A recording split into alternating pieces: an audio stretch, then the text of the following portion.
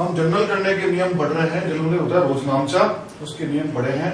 पहला हमने पढ़ी है पारंपरिक विधि। इसमें हम खातों को 3 भागों में बांटते हैं, व्यक्तिगत खाते, वास्तविक खाते एवं अवास्तविक खाते। आज हम इसकी सेकंड विधि पढ़ते हैं, वो है समीकरण विधि। वो है समीकरण विधि।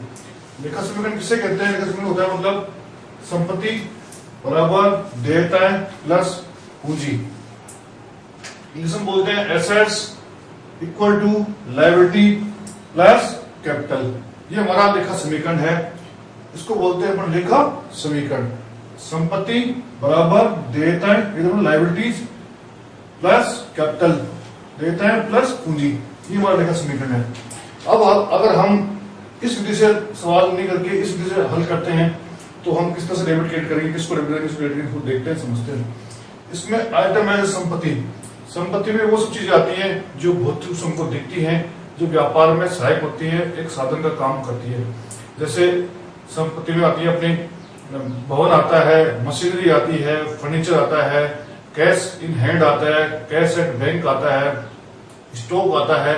जो हमारे पास में है संपत्ति है, या हमारे पास जो कुछ है वो हमारे लिए संपत्ति है, वो संपत्ति आती है। अब संपत्ति के बारे में अगर अपन एंट्री कर रहे हैं तो पहले देखेंगे कि संपत्ति में वृद्धि हो रही है या कमी हो रही है। अगर संपत्ति में वृद्धि हो रही है तो डेबिट होगा, संपत्ति में कमी होगी तो क्या होगा, हमारा क्रेडिट होगा। ऐसे ही दायित्व, दायित्व मतलब देयताएं।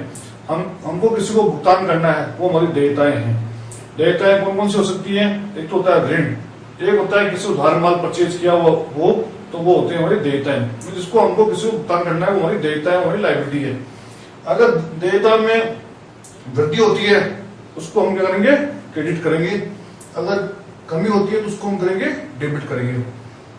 अब आती है पूंजी। पूंजी वो होती है जो व्यापारी अपने व्यापार को चलाने के लिए जो पैसा लगाता है उसको हम पूंजी बोलते हैं, रकम लगाता है उसको पूंजी बोलते हैं।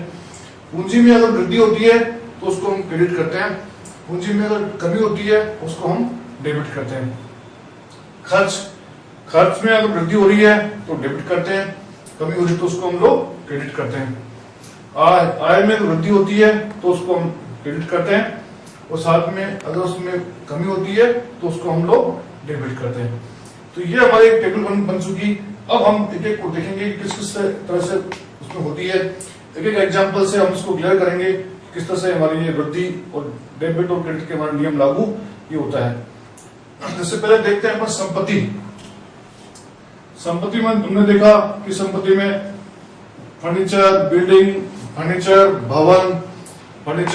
भवन, अपना स्टॉक, रोकड़ शेष, बैंक का शेष, ये सब हमारे संपत्ति पक्ष में आते हैं, संपत्ति में आते हैं। अगर संपत्ति में वृद्धि होती है तो किस तरह से इसको डेबिट करेंगे, किस तरह से हम लोग क्रेडिट करेंगे। जैसे हम उदाहरण लेते हैं, फर्नीचर रुपए 10,000 का कैलाश एंड सन्स से